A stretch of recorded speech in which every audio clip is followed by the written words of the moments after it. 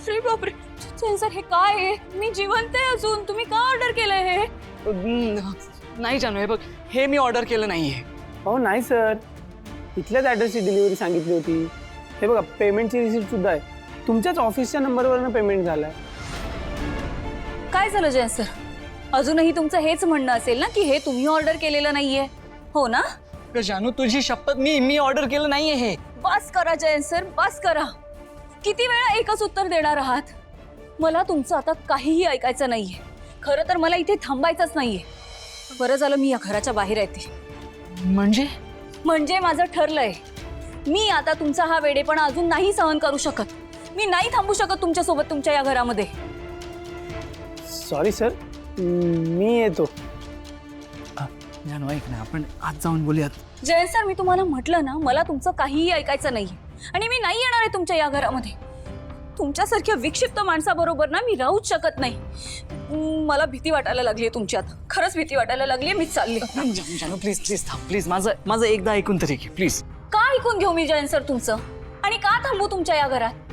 मला सांगा, मी तुमचं हे वियर्ड वागणं अजून किती सहन करायचंय? हो, मला पण काही लिमिटेशन्स आहेत की नाही? बरं, सगळेजण येऊन सांगतायत की या सगळ्या गोष्टी तुम्हीच ऑर्डर केल्यात, पण तुम्हाला मात्र ते एक्सेप्ट करायचं नाहीये. तुम्हाला असं वाटतं की मी खोटं बोलते. हेच वाटतंय ना तुम्हाला? मग ठीक आहे, बोलतेय मी खोटं, फसवतेय मी तुम्हाला. ठीक आहे, आणि मग मी का थांबू इथे? मी का राहू इथे? त्यापेक्षा जाते ना मी. Good bye. आता काय वाटेल ते झालं ना, तरी मी परत तुमच्या या घरात येणार नाही. ओके सॉरी जानू, मी एक्सेप्ट करतो की तू खोटं बोलत नाहीयेस. हां, तू खोटं बोलत नाहीयेस. मीच विचित्र वागतोय. I am weird. I am the weird one here. आणि सकाळी पण ड्रममध्ये मी स्वतःहून गेलो होतो. It's my fault. आणि जानू, खरं सांगू तर मला सारखी भीती वाटते का? म्हणजे सारखा असा विचार येतोय की मी असा का वागतोय. सुसाईडचे थॉट्स येत आहेत. काहीच सुचत नाहीये मला. म्हणजे सारखी भीती वाटते. सारखे मनात विचार येत आहेत जानू. आणि कोणालाच मला फेस करायची हिंमत नव्हती माझ्यात. म्हणून तुम्ही ड्रम मध्ये गेलात? जयन सर, हो काय वागणं आहे हे? जानू, मला सारखी भीती वाटत होती की तू मला सोडून जाशील. म्हणून मी तुला हॅपी करण्यासाठी हे कटआउट मागवलं. मला समजवण्यासाठी तुम्ही माझंच कटआउट मागवलंत? हो. अगं, ती लोक त्यांच्या बायकोच्या प्रेमासाठी तिच्यासाठी घर घेतात, महल बांधतात, स्कल्पचर बनवतात, पेंटिंग करतात. तसंच मी हे कटआउट बनवलंय का? हे माझं तुझ्यासाठी प्रेम आहे. हो जानू, प्लीज आता तरी घरात चल ना. हो, बरोबर आहे तुमचं. लोक बायकोसाठी आधी महाल बनवतात आणि मग त्याच महालात त्या बायकोला कैद्यासारखं डांबून ठेवतात. तिच्यासाठी तिचं असं स्कल्पचर बनवतात आणि मग नंतर त्याच बायकोसोबत दगडासारखं निर्दयी वागतात. जगाला दाखवायला स्वतःची भारी अशी इमेज क्रिएट करतात, जसं की त्या बायकोला लाखात एक नवरा मिळालाय. पण चार भिंतींच्या आत त्या बायकोबरोबर काय घडत असतं हे फक्त तिला माहित असतं. आधी बायकोला सतत अब्यूज करायचं, तिला त्रास द्यायचा, तिला टॉर्चर करायचं, तिला हर्ट करायचं. आणि मग हे सगळं लपवण्यासाठी, कव्हर करण्यासाठी हे असं ग्रँड जेस्चर करून तिला समजवायचं. ह्याला प्रेम नाही म्हणत जयन सर, ह्याला प्रेमाचा अतिरेक म्हणतात. कळलं? जानू माझं चुकलंय. माझं खरंच चुकलंय जानू.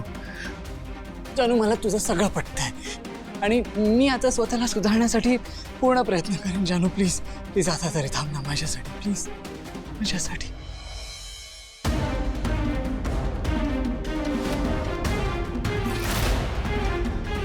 जानू बी केअरफुल.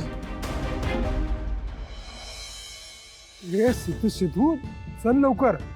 वेळेत तयार व्हायला सांगितलं तरी तुला उशीर होतोय. हो तिथे जाऊन गुम्यासारखं बसायचं नाहीये. पुरुषांचे प्रश्न मांडायचे आहेत. आटप लवकर. पप्पा मला माहिती आहे, त्याचे नोट्स काढतोय. बरं अधिराज कुठे? गाडी काढतोय दादा. हा, बरं झालं. या चहा पीत राहा. या तुझ्या राजेशाही थाटामुळे तुझी बायको इलेक्शन हारली आहे. आता वेळ आली आहे, नको त्यांना मुजरे करायची. अरे आटप ना लवकर, चल. थांबा. आता काय झालं? वेळ महत्वाची आहे, पण ते बघण्यासाठी हातात घड्याळ पण असला पाहिजे तुमच्या.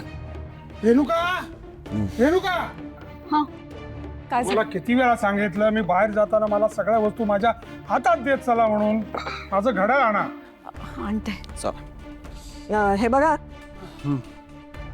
अरे संपत नाही, तुम्ही मिटिंगला निघालाय पण जरा बेतानं बोला, जास्त बोलायला जाऊ नका, कारण आपली बाजू आता पडती आहे.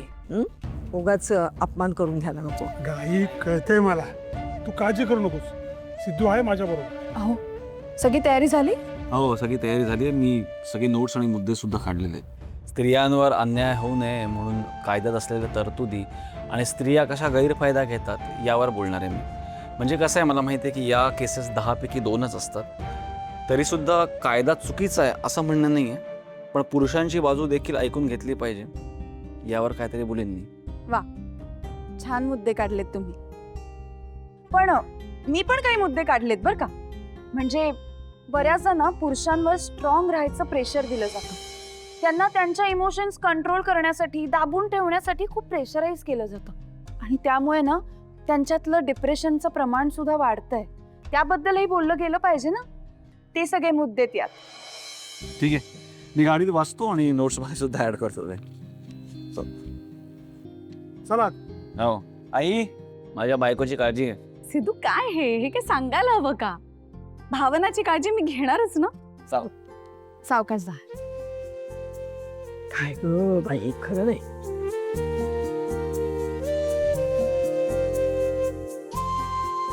भावना चल ना आतमध्ये, आपल्याला बरीच कामं आहेत उरकायची. चल लवकर. थांबा.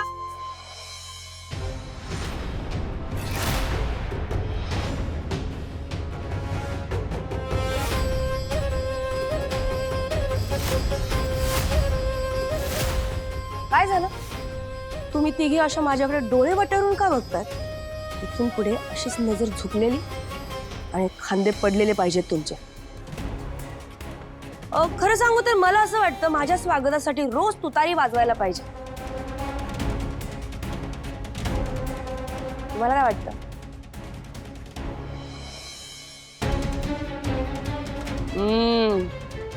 असंच थोबाड बंद ठेवायचं माझ्या समोर. तुम्हाला काय वाटतं, काय वाटत नाही, काय म्हणायचं याच्याशी मला काहीही घेणं देणं नाहीये.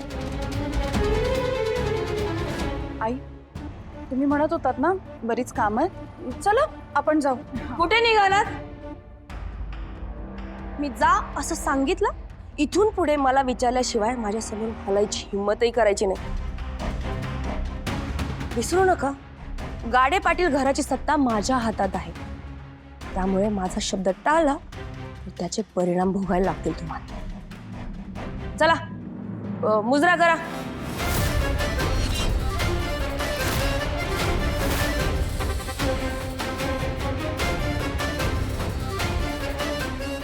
काय झालं? करताय ना मुजरा? घाबरलास? रिलॅक्स. यावेळी तुम्हाला ना मी वेगळी शिक्षा देणार आहे.